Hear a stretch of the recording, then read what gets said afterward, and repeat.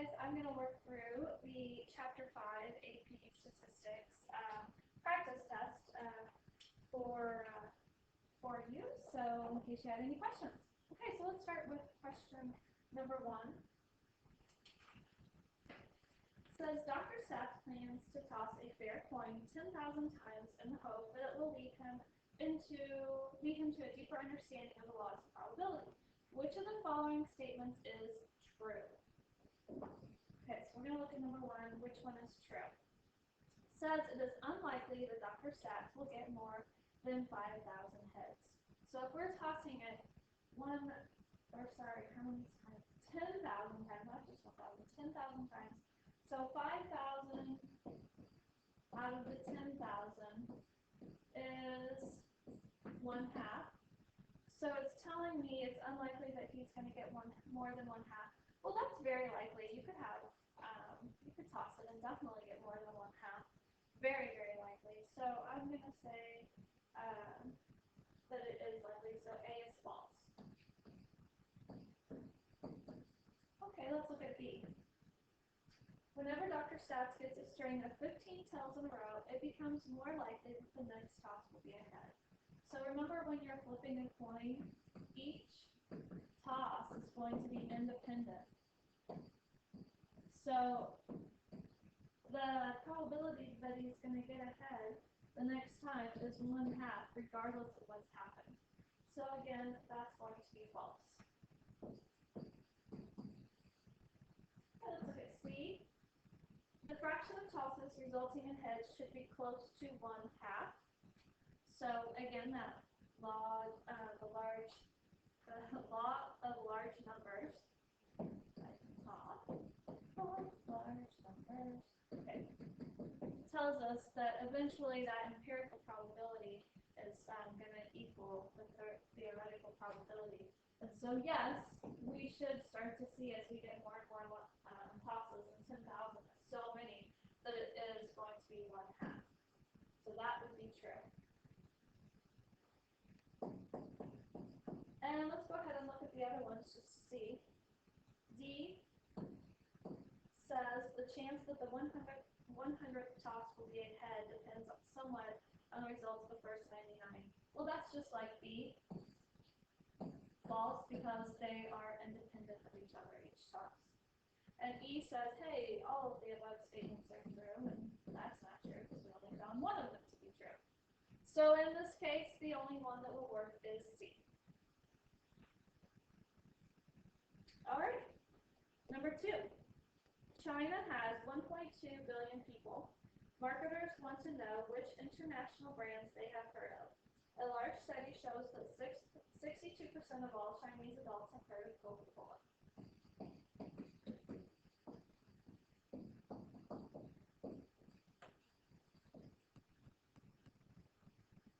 You want to simulate choosing a Chinese at random and asking if he or she has heard of Coca-Cola.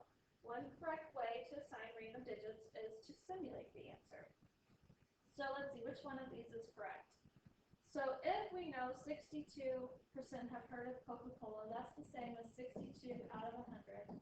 Or we could reduce that to 31 out of 50. Okay. Or if you're going to look at the whole 1.2 billion, that would be 0.744 billion. Okay, so let's see. Let's read through. It says, A says 1 digit simulates a person's answer, and an odd means yes. Well, an odd will happen 1 out of 2 times. It's every other number, so that's not equal to our 62 out of 100, so that's not going to work. All right, let's look at B. One digit simulates one person's answer, 0 to 6. So from 0 to 6, that's how many? 7. So it says that that's going to mean a yes.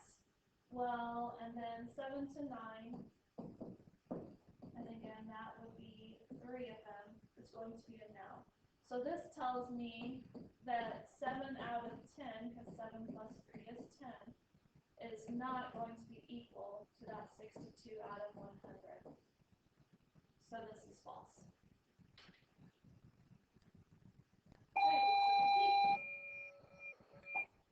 One digit simulates the result. 0 to 9 tells us how many said yes. Well, 0 to 9, are there any other one digits? So that's 100%. And that is not 62%. So that's going to be false. Okay, D. So now we have two digits to simulate one person's answer. We go from 0, 0 to 61, and that would total 62. And that's the guess. And then 62 to 99. So that would total how many? 38. And that's your no. So yeah, that tells us that that's 62%, or 62 out of 100 when I add those identical. So this one is true. But let's go ahead and look at E.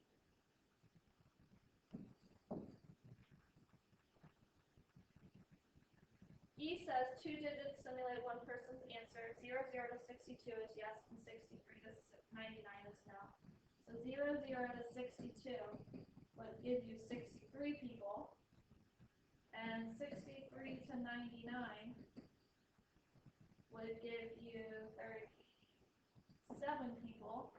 So that totals 100, but that tells us that it's 63 out of 100, which is not 62 out of 100, so that is false. So D would be your right answer. Okay, let's look at 3. Choose an American household at random and record the number of vehicles they own. Here's the probability model if we ignore the few households that own more than 5 cars. A housing company builds houses with 2-car garages. What percent of households have more cars than the garage can hold? So basically, we're looking about when we have more than 2, because it can hold 2 cars, assuming that they're all in the same normal cars. You don't have any of those little minis or whatever that you're going to fit 5 in there, right? Okay, so it's for those normal cars. So what's the probability that we're going to get more than 2? Well, that's going to be 0.13 plus 0.05 plus 0.02, which is 0.20, and that answer would be C. All right, now 4. Computer voice recognition software is getting better. Some companies claim that their software correctly recognizes 98% of all words spoken by a trained user. To simulate recognizing a single word when the probability of being correct is 0.98, let 2 digits simulate one word. So 0, 0 to 97 means correct. And so then what would be incorrect? What's left? We're going to have 98 to 99.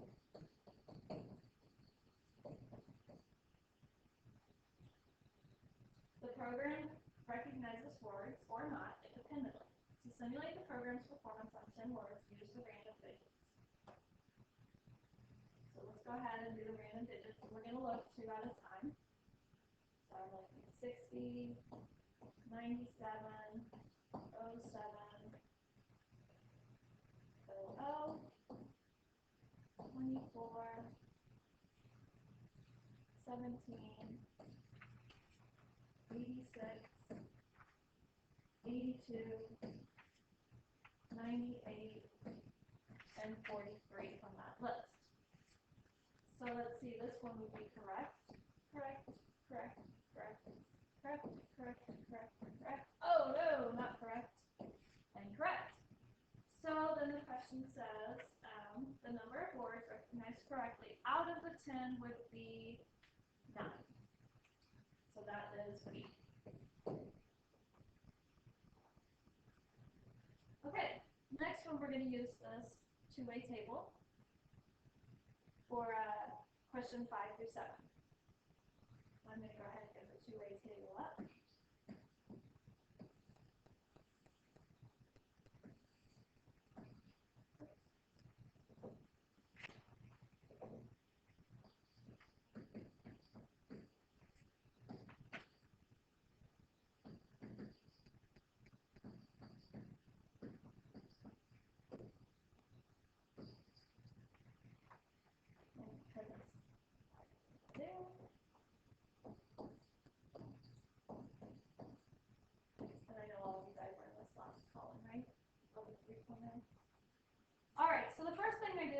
a two-way table is I go ahead and fill in the margins.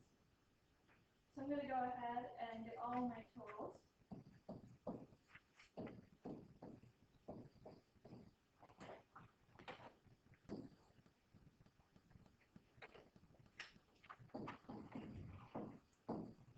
And I know when I total this horizontal and when I total vertical, it should be the same amount.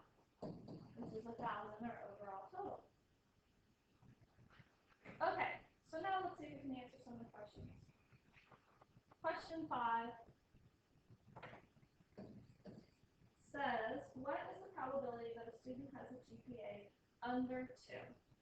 So the probability that it has a GPA under 2 is going to be, let's see, all the under 2s are a total of 255.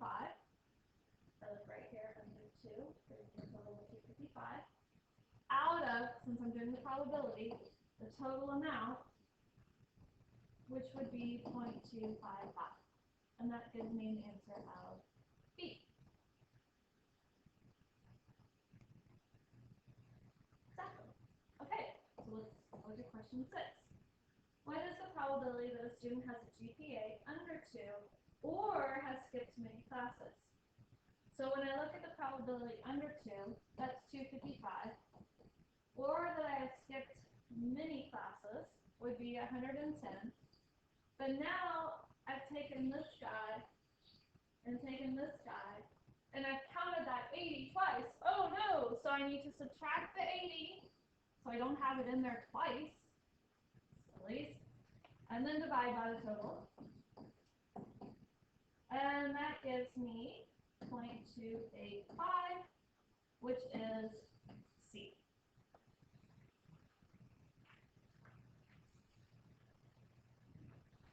All right, next one. Flip the page. I have to. You can spice it in. Okay, number 7. Still dealing with this table. What is the probability that a student has a GPA under 2.0 given that he or she has skipped many classes? So if she has skipped many classes, we are now only working in this horizontal green one that I just circled in. So we already know we're just in there. So what's the probability that it's under 2.0 is 80. Now out of the total, since I know it's limited, of 110, which is 0.727. So that gives me an answer of E. Those are fun, huh? Okay. Next one is talking about mutually exclusive and independent. So let's just review a little bit about mutually exclusive. So mutually exclusive means that they have nothing in common. So this area in common cannot happen. So if I am mutually exclusive, nothing overlaps. So it's like saying that you have a GPA of less than 2 or a GPA of less than or equal to 2 and maybe greater than 2. So nothing's going to overlap in those two things. Okay, so that's mutually exclusive. You can't have anything overlapping. Whereas independent says that, hey, the probability, I said the probability of A, given something that has already happened, means it doesn't change it. It's just equal to the probability of A. Okay? So let's look through these, and it says, A says if A and B are mutually exclusive, then they must be independent. Well, if you are mutually exclusive, and you know this has happened, so if I said what's the probability that you are, oops, sorry, other way. You are less than or equal to 2, okay? Well, if I'm talking about that, it is completely, okay, dependent. Because if you're less than or equal to 2, then you cannot be greater than 2. You can't have, like, if you know one thing has happened or one thing has not happened, then you automatically have to go to the other one. Okay, so that would be false. So if they are mutually exclusive, this is the big thing we need to know. Mutually exclusive tells us that you must be dependent.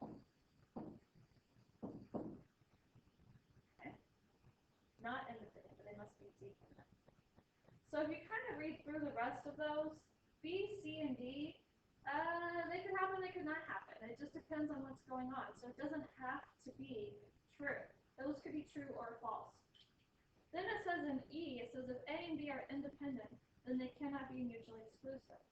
Because if you are independent, then you're going to have some overlap. So that is very much true. Okay? Mutually exclusive are going to be dependent. Okay, let's look at 9. Choose an American adult at random. The probability that you choose a woman is 0.52. The probability that the person you choose is never married is 0.25. So the probability that you choose a woman who is never married is 0.11. The probability that the person you choose is either a woman or has never been married or both is therefore about, well, I kind of set up a little table, not a table, but a flow chart. And I said, if you choose a woman, not woman, then you're going to be at 5.2. And so then not getting a woman will put you at 0.48. So then it says the probability that the person you choose is never married is 0.25. So never married and married.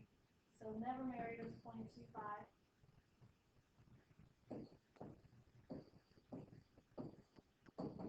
So that means that you have to be a 0.75% chance that you're married.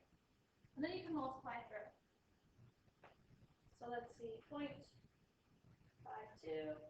times 0.25 is 0.13. And keep multiplying.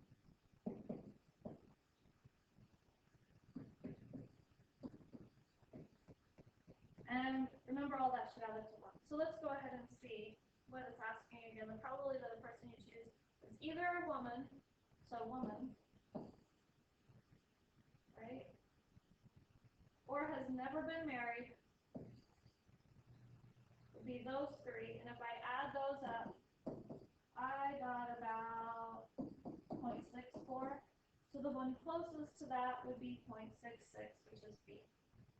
You may have done it a little bit differently.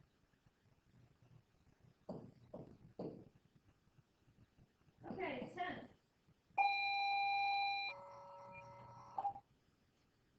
A deck of playing cards has 52 cards, of which 12 are face cards. You're shuffling the deck well, and you turn over the top 3 cards one after another. So here I'm seeing no replacement. Okay. What's the probability that all 3 are face cards?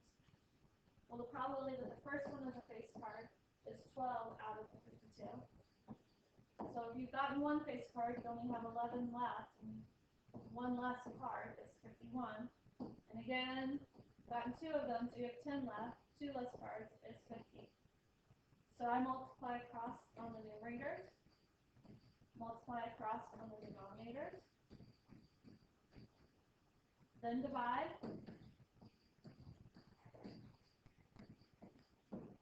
And then see which one's closest, because they don't have that exact answer. So the closest one is C. Alright, so I will do the free response in a separate video just so these aren't so lengthy.